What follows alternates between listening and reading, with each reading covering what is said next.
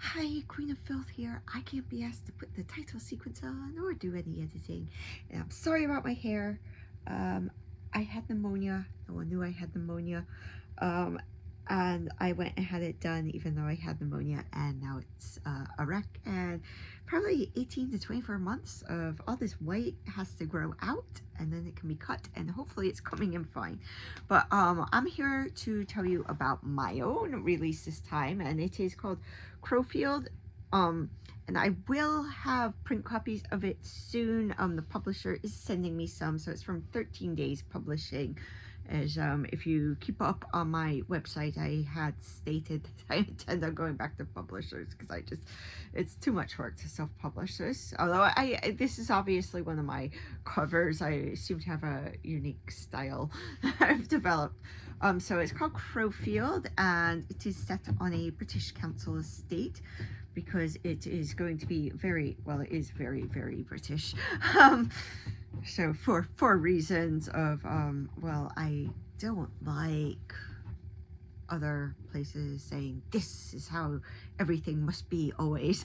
And it has to be exactly like their country, when, everywhere's different, and even within the same countries, things are different. So what happens on a council estate is going to be very, very different to what happens in a gated community.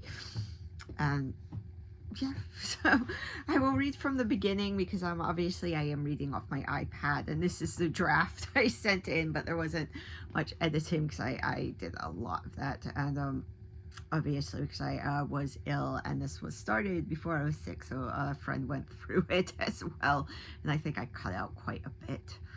So let's start. Orange sodium lights flickered in the moonless night. The council didn't bother with the LED upgrade when they had an unlimited supply of past relics to use on forgotten sink estates.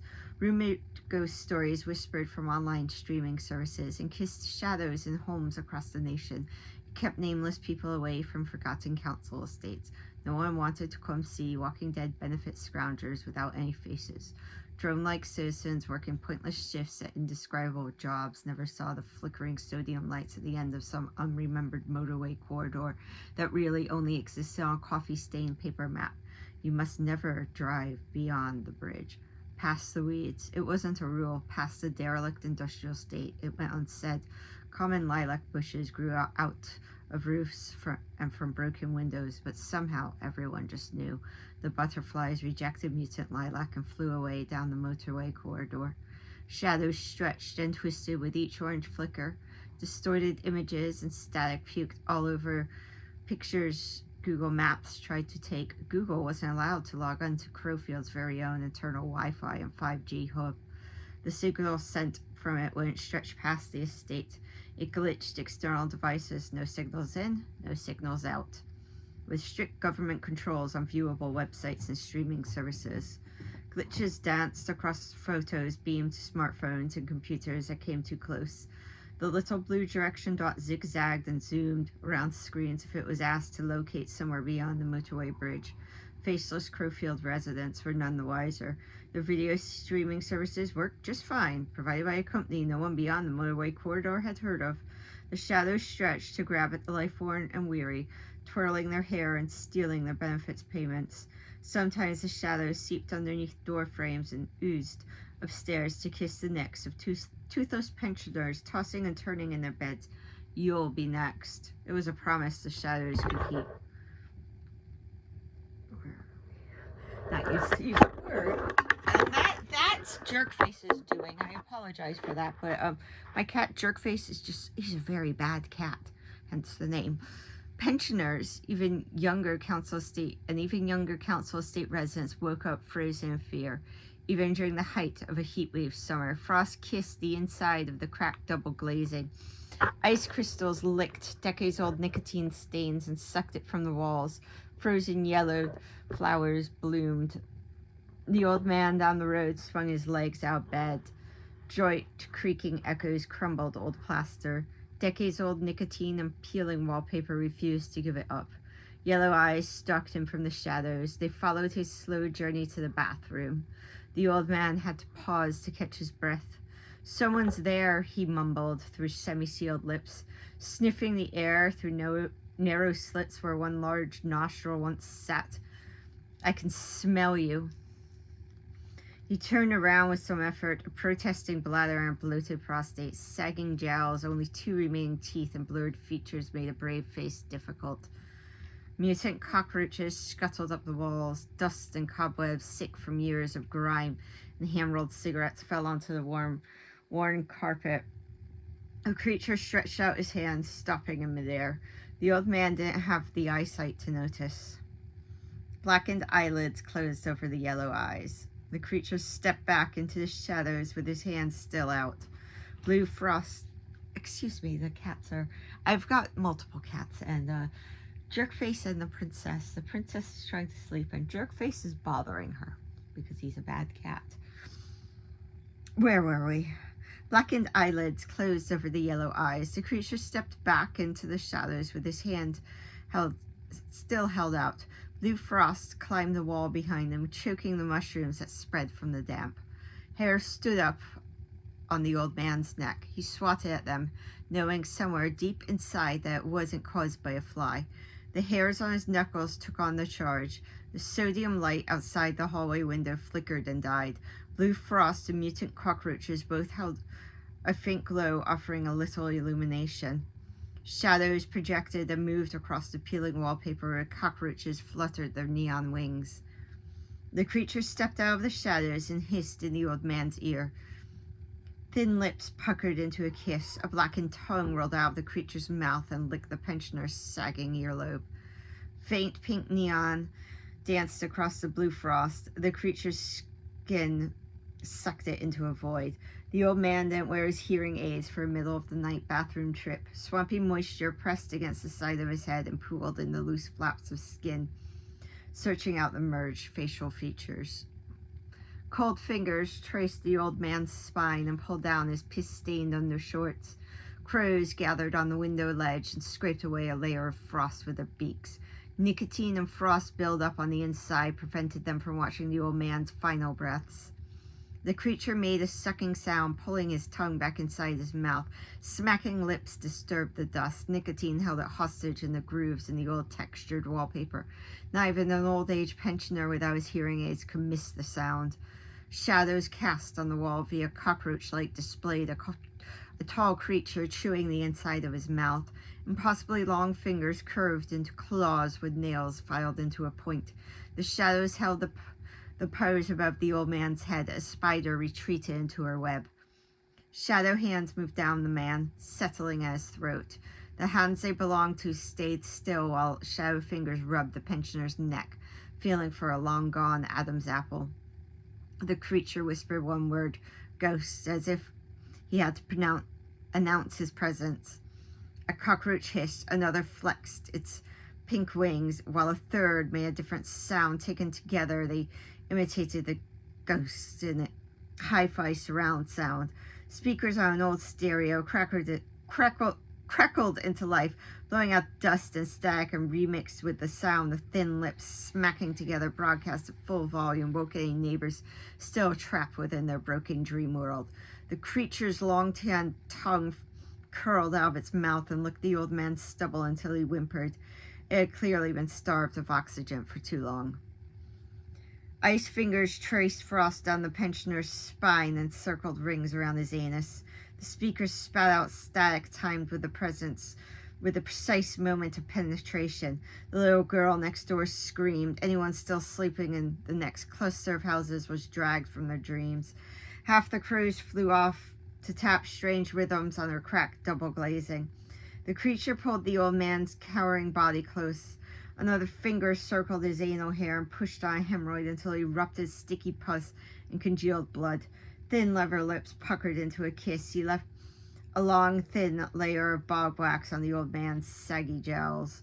The old man fought to stand tall despite his fear. Face down death, don't cower before it. Out of tune static with a vague hint of Morse code traveled along the skirting boards, dislodging dust and shaking mutant cockroaches from their glowing pink homes. Heather sprigs poked through the tiny gap called by the static and Morse code. Purple flowers bloomed in the old man's hallway. A knuckle fell out of the old man's backside. Pieces of skin tanned through centuries of oxygen deprivation caught on the anal hair and hemorrhoids. The creature readjusted to push his icy knuckle back in. His finger went further up the second time. Another finger found an oozing hemorrhoid and flicked it until it properly burst. I knew you were coming, the old man said, like he didn't have half a frostbitten fist up his ass, but he couldn't keep the shakes out of his voice. You aren't really Death, are you? The old man cracked his spine to stand straight. No, you're one of Death's more pathetic minions. The old man grumbled in his throat and pulled up something from deep in his lungs. Took nearly all of his strength to bring up a hefty piece of phlegm. Muscle memory shoved it through a hole in the skin where his lips glued themselves together and merged with the rest of his face. His body weakened, but this close to death, his mind found the strength to face the minion down and spit. The chunk of phlegm landed on the faint hint of nose where it dangled before gravity called it home. The chill swallowed him before he could say anything else. The shadows crept closer, releasing their marshland secrets and pulling sprigs of heather through his skirting board and floor. Ice crystals tore through his anal cavity and followed his bowel north, searching for veins to carry them to his arteries and heart. They penetrated his lungs and blossomed like cold blue roses with extra thorns. His muscles entered a deep freeze. His mind was still sharp. He willed them to move. Each twitch brought fresh rhythms of pain and memories of long-closed coal pits. The creature sniggered. Mutant cockroaches froze in fear. Their faint neon glows pulsated in hot pink tones, shifting between shades. The creature reached down and picked up a handful of their young and threw the hissing insects into his mouth. He made a big display of chewing and then spat their wings to the floor before swallowing. Long tendrils from the shadows reached for the old man, like the long fingers of his favorite whore before the ice crystals found his heart. Speakers downstairs spat out a fresh round of static. The stain left on the mattress by his late wife's mummified corpse briefly lit up. An aurora bog gas display burst into life and illuminated the Crowfield estate. She turned her head and opened her mouth.